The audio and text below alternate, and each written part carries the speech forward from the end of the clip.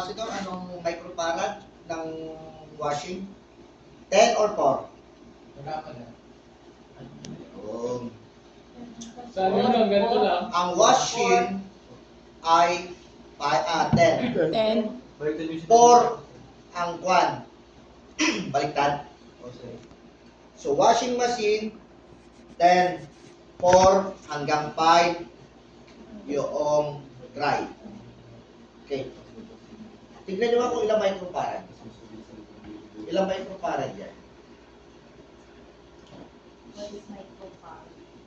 Microfarad, yung letter U, tapos farad. F-A-R-A. Oh, yung naiiba. So, di ba sinend ko sa GC? Yes, sir. 9 po. 9. Opo. Nasa GC, 9 microfarad. 9, 10. Yan lang.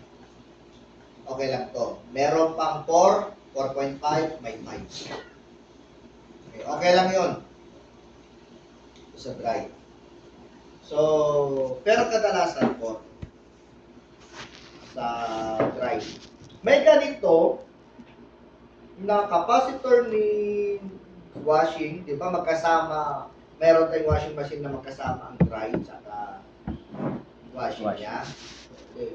Pero magkaiba ang capacitor nyo. Mayroong dalawa, kabilaan, meron tayong isa. Meron din capacitor ng washing machine na may dryer na magkasama sila sa iisang ganito. Pero, di ba ito dalawa lang, magiging 4 na wire. Pero iisang ganito na siya. Pero 4 na wire. So ngayon, aalamin mo dito, alin ba dito yung para sa washing niya at para doon sa dry. So, makikita niyo dito. Halimbawa ito. Halimbawa 4. Itong dalawang to, magkatabi. Ito yung magkasama. Makikita niyo pa rin doon, meron siyang diagram na nasusunod dito.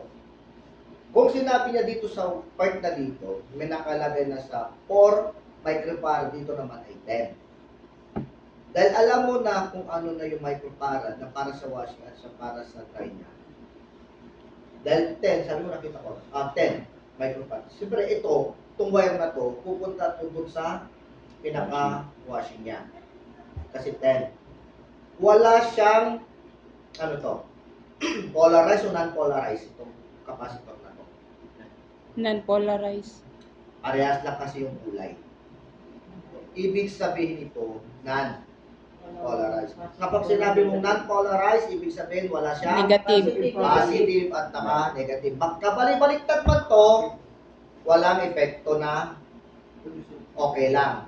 Ano? Pagbaliktarin mo to, ito ilagay mo sa kabila, dito sa kabila, Okay lang. okay lang yun. Gagana pa rin yung washing natin. Okay? Huwag lang itong 10, linagay mo sa dry. Eh di ba ang dry natin 4 lang hanggang 5. Linagay mo itong 10, hindi gagana yung dry nyo. Sobrang taas niya. Kuha nyo?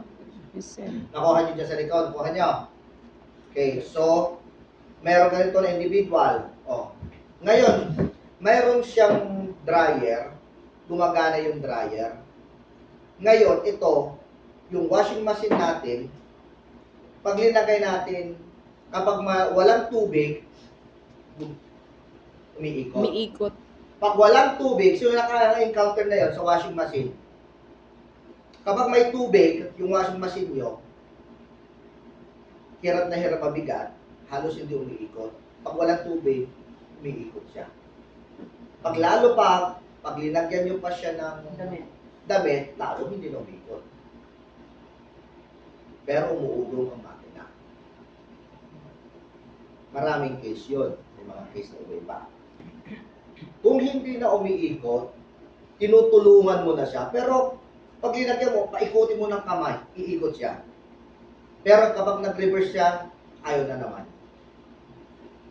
Sa tingin nyo, ano nagiging problema? No? Mabigat. Hindi kaya ng power supply. Ano nagiging problema sa'yo? Capacitor. Capacitor sa'yo.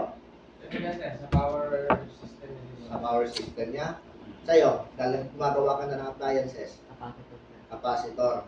Okay.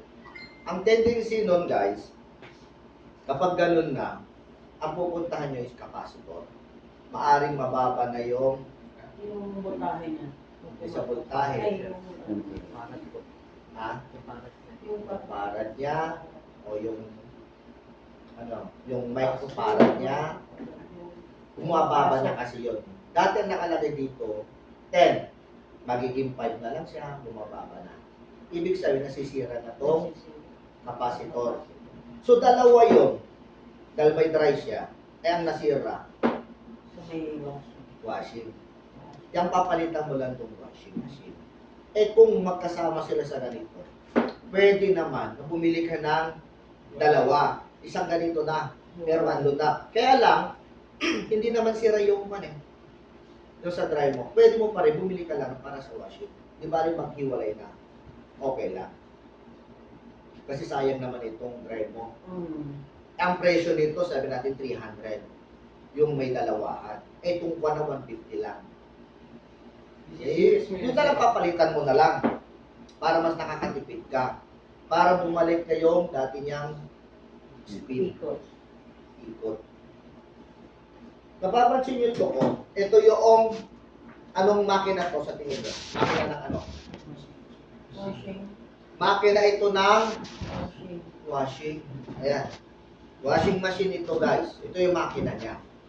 May lagay siya ng Belt. belt. Ang dry, nakarekta dito yun. Wala siyang Fan belt. belt. Pero ito may pan belt siya. Kukuha Sa nyo. wash yan. So sa washing siya. Papunta doon sa may rotor Doon niya sa may dito. Sa may- iniikutan ng washing. So, favor nga ako. Patulungan ka.